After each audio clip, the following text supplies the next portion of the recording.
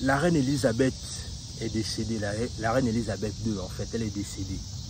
Et quand elle est décédée, il y a un professeur nigérian qui a tweeté en fait sur le fait que elle se, du moins pour paraphraser, elle se moquait éperdument du fait que la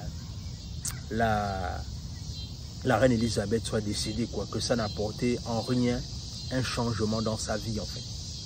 Et qu'elle était totalement, elle était vraiment indifférente par rapport à ça. Et ce qui s'est passé, c'est que Jeff Bezos a répondu à son tweet en fait. Oui, Jeff Bezos a répondu à son tweet. En disant que voilà quelqu'un qui est enseignant, qui du moins fait un travail pour changer le monde, mais je ne pense pas. Dans cette vidéo, on va parler de ça en fait. Les amis, vous savez, on est dans une période en fait là où le monde est en pleine mutation en fait. Et comme le monde est en pleine mutation, il y a beaucoup de choses qui se passent actuellement dans le monde. Et malheureusement, nous les Africains, on doit de plus en plus prendre position en fait. Certains le font déjà, mais nous-mêmes, on doit aussi de plus en plus prendre position.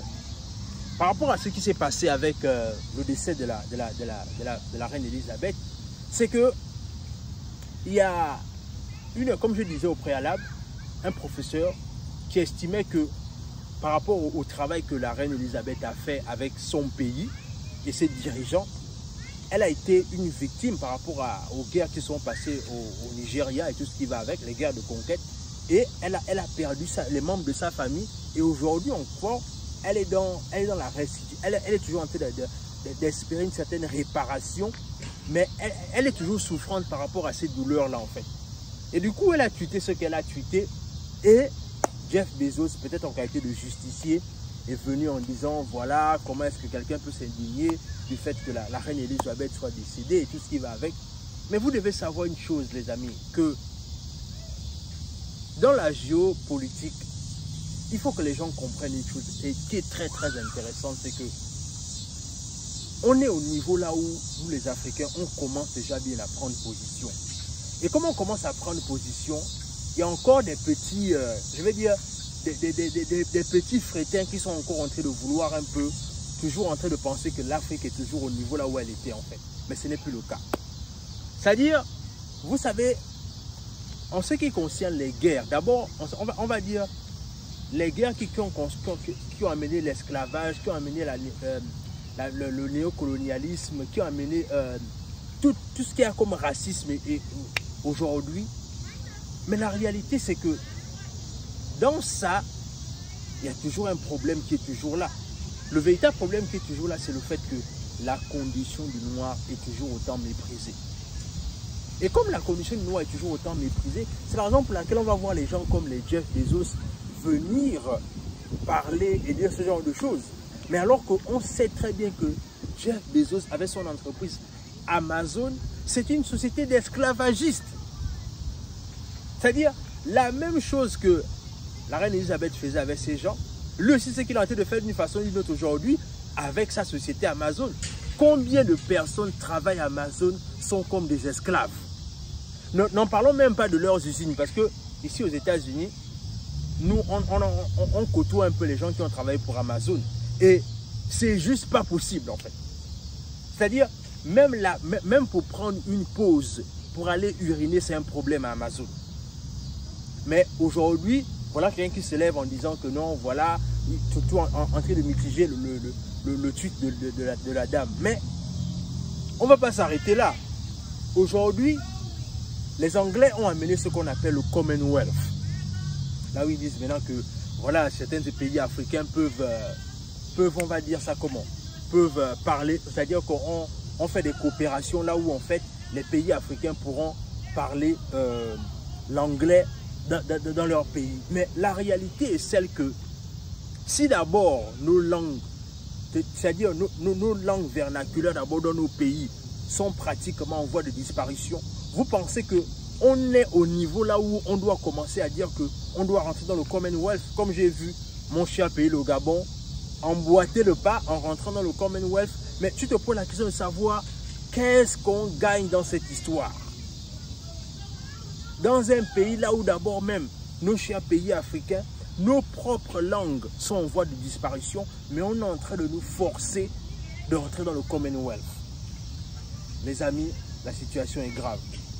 La réalité, c'est que on vit dans une société et on vit dans un monde là où on est en total dysfonctionnement avec notre réalité. Parce que ce qu'on veut faire, c'est que on veut tellement se faire aimer des autres qu'on est obligé de se renier soi-même. On est obligé en fait de se renier soi-même, de renier qui on est, de renier où on va, de renier nos origines parce qu'on veut se faire accepter des autres. Et tant qu'on va toujours arriver à ce niveau-là, malheureusement, qui est encore orchestré par les chefs d'État africains, qui ne facilitent rien, bien que la jeunesse est en train de se réveiller actuellement, mais malheureusement, nos chefs d'État africains ne facilitent pas le travail, ne facilitent même pas le fait qu'à un moment donné, il y a une prise de conscience qui est en train de se faire par rapport à la jeunesse. Parce que quand ces chefs d'État-là sont en train de signer des partenariats de Commonwealth, mais regardez un peu dans les pays asiatiques, vous pensez vraiment que la Chine, ou en fait, on va dire d'autres pays asiatiques, ont un grand intérêt à rentrer dans le Commonwealth? Qu'est-ce qu'ils gagnent à l'intérieur?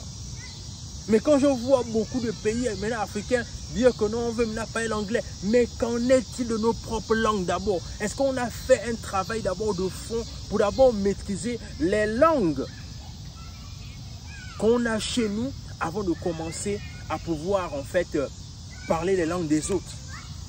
Non, on est simplement là, on s'enrôle, on signe des partenariats qui n'ont ni queue ni tête.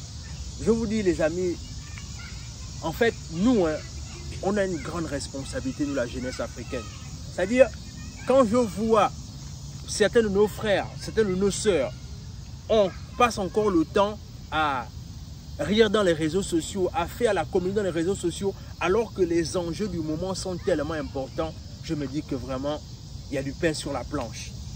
Parce qu'on doit arriver au niveau là où la jeunesse doit tellement être consciente des enjeux dans lesquels elle se trouve qu'il ne doit même plus avoir un grand temps pour la distraction. Je ne dis pas que la distraction n'est pas importante, mais ce que je dis, c'est qu'on ne peut pas passer le temps à simplement chercher la distraction. On doit se concentrer sur les sujets les plus importants et qui minent notre communauté en fait.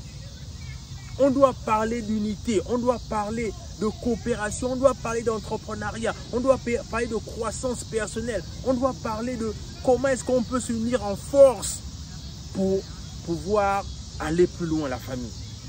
Donc c'est vraiment ce que j'ai envie de partager aujourd'hui avec vous dans cette vidéo, c'est qu'il faut qu'on prenne conscience du fait que nous sommes en... L'expression est peut-être forte de le dire, mais il faut qu'on le dise.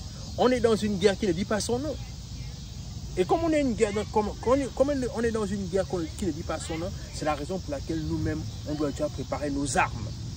Parce que c'est en préparant nos armes qu'on prépare mieux la guerre. Ne soyons pas surpris de cette guerre-là qui est déjà là, simplement parce que la jeunesse africaine est toujours en train de dormir, la jeunesse africaine est toujours en train de chercher à couler les petites, alors qu'il y a tellement de choses à faire. Il y a tellement de positions à prendre actuellement.